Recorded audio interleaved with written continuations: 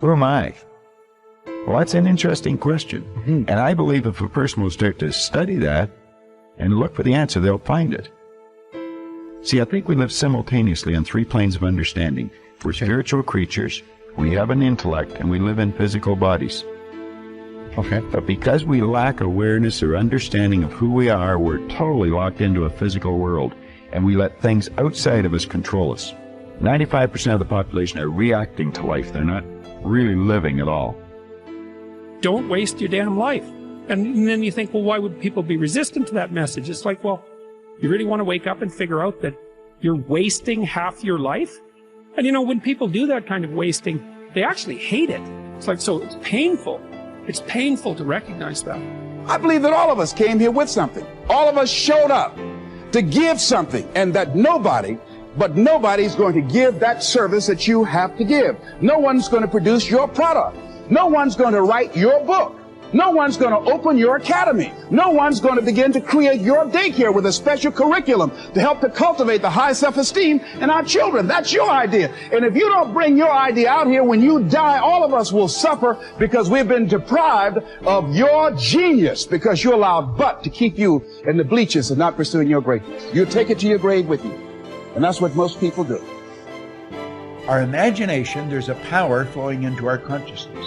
And through our imagination, we build the image of what we want. This is the dream. I see what I want. And I've got this beautiful dream. I impress it upon the subconscious, and it turns into a desire. So you don't get what you want, you get what you desire. Waddell's pointed out in Science of Getting Rich, the desire is the effort of the unexpressed possibility within, seeking expression without, through your action. Well, that desire is expressed through the instrument of the body, because it changes the vibration of the body's in. The vibration causes you to act, and the action sets up an attraction. And it's the action-attraction that alters results. You may not be able to do all you find out. I understand that. You may not be able to do all you find out, but you should find out all you can do. See, you don't want to wind up at the end of your life and discover that you've lived only 1/10 of it. And the other 9/10 went down the drain.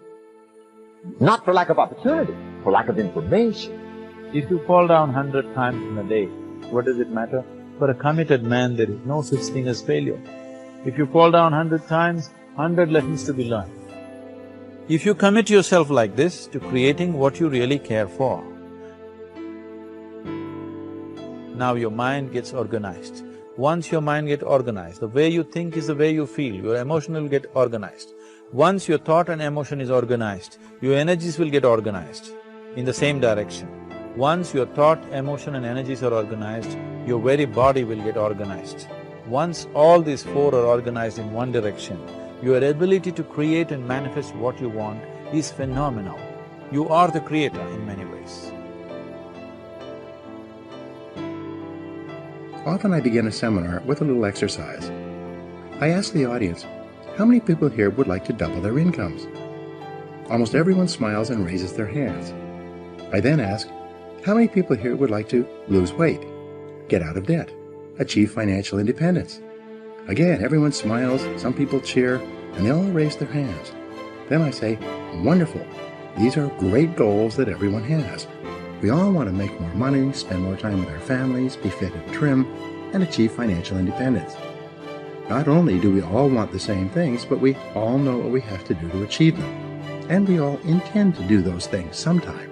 But before we get started, we decide that we need to take a little vacation to a wonderful fantasy place called Someday I'll. We say that, someday I'll read that book. Someday I'll start that exercise program. Someday I'll upgrade my skills and earn more money. Someday I'll get my finances under control and get out of debt. Someday I'll do all the things that I know I need to do to achieve all my goals. Someday. Probably 80% of the population lives on someday I'll most of the time. They think and dream and fantasize about all the things they're going to do someday. And who are they surrounded by on someday I'll? Other people on someday I'll. And what is the chief topic of conversation on someday I'll? Excuses. They all sit around and swap excuses for being on the island. Why are you here? They ask each other. And, not surprisingly, their excuses are largely the same.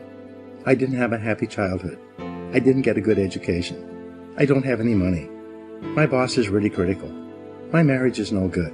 No one appreciates me. Or, the economy is terrible.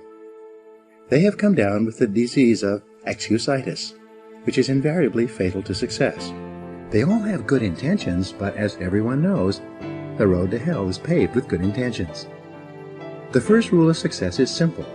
Vote yourself off the island. No more excuses. Do it or don't do it, but don't make excuses. Stop using your incredible brain to think up elaborate rationalizations and justifications for not taking action. Do something, do anything. Get on with it. Repeat to yourself, if it's to be, it's up to me. Losers make excuses. Winners make progress. Now, how can you tell if your favorite excuse is valid or not? It's simple. Look around and ask, is there anyone else who has my same excuse who is successful anyway? When you ask this question, if you're honest, you'll have to admit that there are thousands and even millions of people who've had it far worse than you, who have gone on to do wonderful things with their lives. And what thousands and millions of other people have done, you can do as well, if you try. It's been said that if people put as much energy into achieving their goals as they spend making up excuses for failure, they would actually surprise themselves. But first, you have to vote yourself off the island. Here's how to really cash in on this year. Number one, get serious. Life is serious. We call it life or death. Somebody asked me one time if I had a good description of life. I said, yes, I think I've got a good one. Life is the struggle to keep death at a respectable distance. Right? Death seems to want to move in prematurely. If you want to live a good, long, flourishing life, you got to push back. You can't just give in. You got to push back. And we're dealing with some serious matters here. So we can't just, tell the latest 10 jokes and just go home. We're not here to entertain. We're here to instruct. We're here to grow. We're here to learn. We're here to get the best we possibly can. Serious. Life is serious. The future is serious.